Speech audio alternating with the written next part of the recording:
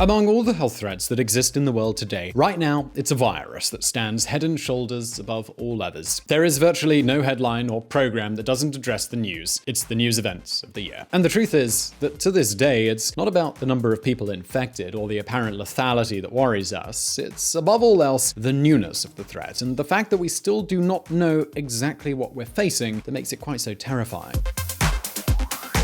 There are no vaccines, and beyond the treatment of symptoms, there isn't a specific cure. I'm sure you don't need any more clues at this point to know what we're talking about, do you? Yes, exactly. We're talking about Wuhan's famous coronavirus, the COVID-19 disease that is spreading around the world and has not yet reached its peak of infection.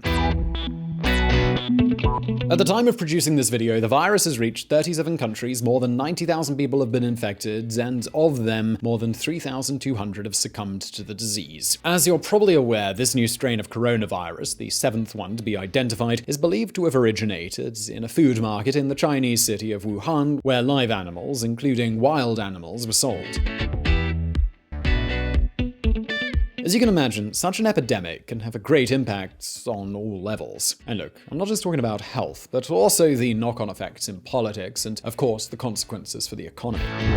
China's coronavirus has revived global economic fears, the New York Times. Alibaba warns virus having broad impact on Chinese economy, Bloomberg. Factories facing severe labor shortages in China, U.S. Business Group says, Forbes. Stocks tumble as haven assets rally on coronavirus fears. Investors have rushed out of equities and into havens, such as gold and U.S. government bonds, following a surge in coronavirus cases in Italy, South Korea, and Iran over the weekend that intensified concerns over the global impact of the virus. Of course, the epicenter of the full brunt of this terrible story is still being felt in China, especially in Hubei province, which is where Wuhan is located, the city where the outbreak allegedly started. China has suffered intensely from the threat of the coronavirus. City streets are now virtually empty. Many factories, malls, and shops of all kinds have closed their doors. People are afraid to use public transport. And some places, like Hubei province, are still paralyzed, locked down in quarantine. People can't leave their houses, and even car journeys have been banned. Written permits are needed for everything, and you can no longer go to the pharmacy or to do your grocery shopping. Now everything has to be ordered online. In an upcoming video here on VisualPolitik, we're going to discuss in detail what the long-term economic consequences of such a threat might be. So, if you haven't done so already, make sure you're subscribed to keep up to date with what's going on. However, in this video, we're talking about Cathay Pacific, Hong Kong's flagship airline that's having a really hard time right now. So, you might be wondering, well, why on earth are we going to talk about an airline? Well, because this company, Cathay Pacific, is a good example of how everything related to economics can suffer with the outbreak of the coronavirus, and that not even this major health threat has been enough to stop the expansionism of the Chinese government. But let's start at the beginning. While companies around the world have begun to suffer due to a scarcity in components from Chinese suppliers due to factory closures and a lack of workers, Cathay Pacific is missing passengers. Okay, in Hong Kong, cases still hover around 100, but fear is in the air. And this epidemic couldn't have come at a worse time for the airline. Anti-government protests that have been burning in the streets of Hong Kong for months, and of which we have already discussed here on VisualPolitik, have caused arrivals of visitors and tourists to the city to fall faster than the value of the Argentinian peso.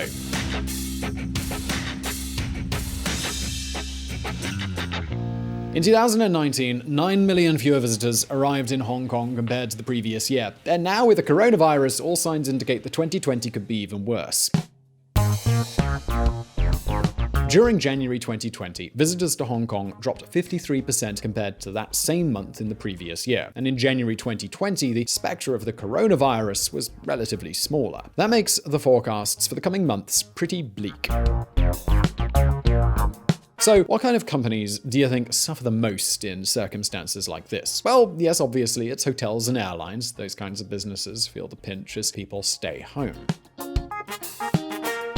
The political crisis in Hong Kong was a major blow to Cathay Pacific. Now the impact of the coronavirus could be the last straw.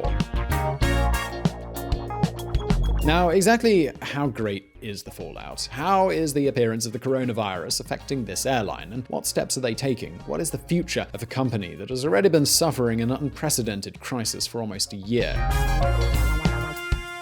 Over the past few years, Cathay Pacific's story has been filled with misfortune, political blackmail, threats, and political layoffs. Listen to this.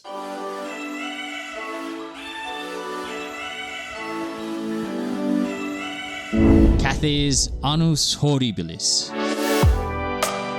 Before we start talking about Cathay Pacific's problems, I think it's best to get a deeper understanding of the company. Cathay Pacific is a flagship company, Hong Kong's most important company, and we're not exactly talking about a small airline, but one of the largest air groups across the Asian continent. For you to get an idea, the size of its fleet today is 152 aircraft, and all of them are wide-body crafts.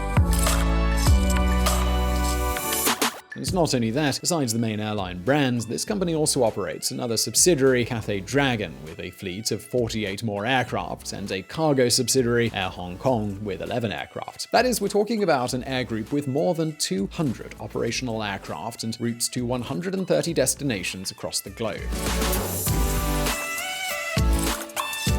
However, 2019 turned out to be a horrible year, and as we have mentioned, 2020 could be even worse.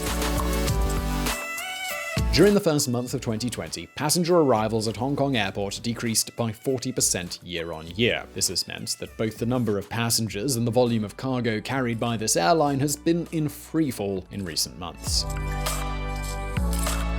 You see, in aviation, occupancy data is usually measured by the passenger load coefficient, which calculates the relationship between seats per kilometer offered by an airline and seats that were occupied.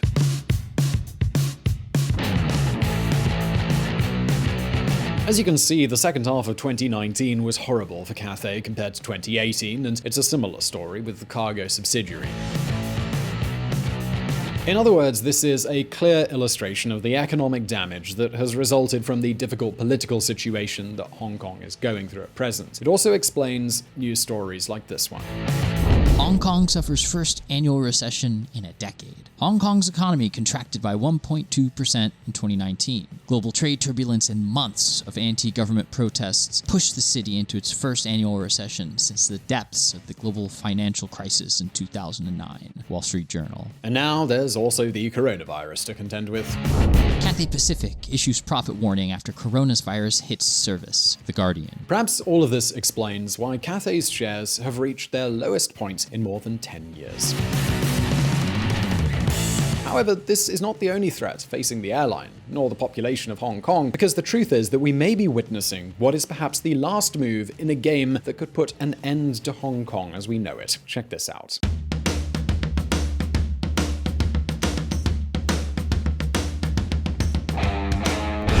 Is the future in China's hands? When a company is struggling, apart from the shareholders, the first ones to notice the consequence are usually the employees.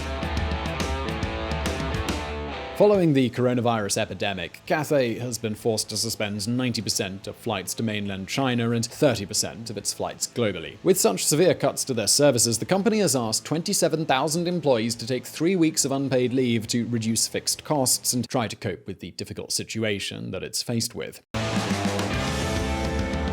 However, this is not the only problem facing this airline. Remember how we were talking about the protests in Hong Kong? Well, the drop in visitor numbers was by no means the only negative impact from that event that Cathay Pacific faced. Are you familiar with the consequences of angering the Chinese regime? Well, let's just say that Cathay completed an accelerated master's degree in that matter. You see, after the protests broke out, several workers who participated in them were unlucky enough to be identified by the Chinese authorities. And you know what Beijing did? Well, they said, good job controlling your employees, they keep participating in the protests. Soon you're going to realize the error of your ways. Soon you won't have a single permit to fly in China. You know, trademark authoritarian moves. The pressure from the Chinese government that said that the airline had not done enough to control the political activities of its workers ended up in the resignation of the former CEO Rupert Hogg and the president of Cathay himself, John Slosar. Following these two resignations, the airline launched a heavy-handed policy against all those employees who participated in the protests and even those who showed support for the cause through social media campaigns. At least 24 workers were instantly dismissed.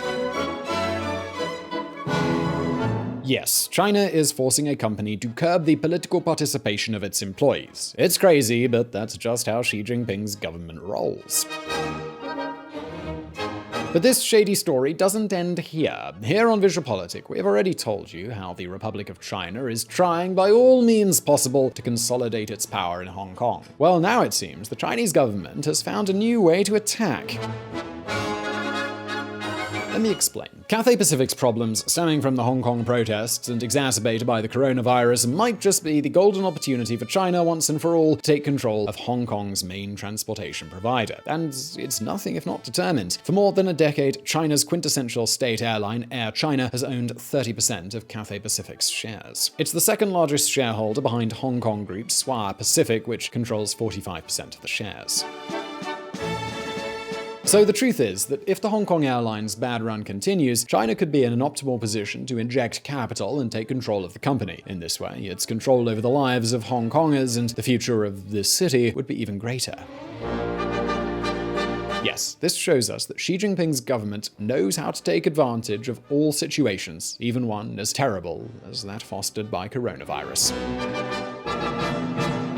In any case, when it comes to Hong Kong, it seems that in Beijing they have a clear idea. The worse it gets down there, the better it will be for China. Cathay Pacific is nothing more than a microcosm of everything that is happening in Hong Kong, a socially burning city that every day seems closer to being devoured by the Chinese giant. So I really hope you enjoyed this video. Please do hit that like button if you did, and don't forget to subscribe for brand new videos. Please do check out our friends at the Reconsider Media podcast. They provided the vocals in this episode that were not mine. Also, this channel is possible because of Patreon and our patrons on that platform. Please consider joining them, and as always, thank you for watching. If you want to learn more about politics and world affairs and hear some more of my lovely voice, come check out the Reconsider podcast, where we don't do the thinking for you. Find Reconsider at www.reconsidermedia.com or on Apple or Google Play or your favorite podcatcher.